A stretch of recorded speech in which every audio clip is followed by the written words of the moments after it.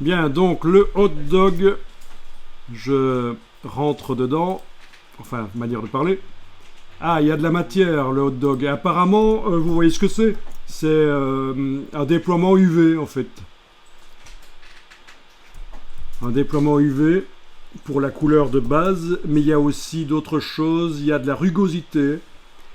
Il y a, tiens, une texture pour le métallique. Il y a une map, une normal map pour le relief.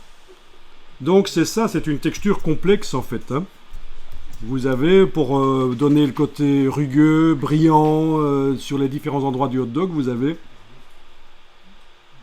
pas seulement l'image des pixels, mais vous avez aussi donc des maps. Alors il a l'air moche comme ça, mais si on part dans la partie rendu et qu'on demande de faire un rendu, on devrait voir normalement que la qualité est meilleure en fait. Hein. C'est en train de calculer là. Et vous voyez, ça c'est typique du rendu ray tracing. Hein. Ça fait du lancer de rayons et au fur et à mesure on part du bruit et on arrive vers quelque chose de plus net. Je suis en rendu le plus faible, hein, comme tout à l'heure. Hein. Sinon, j'en ai pour des minutes. Voilà, voilà.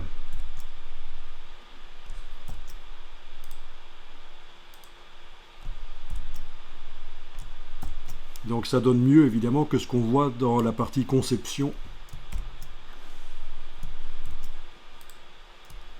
Donc là, vous avez vu comment utiliser des objets. Des objets de Adobe Stock.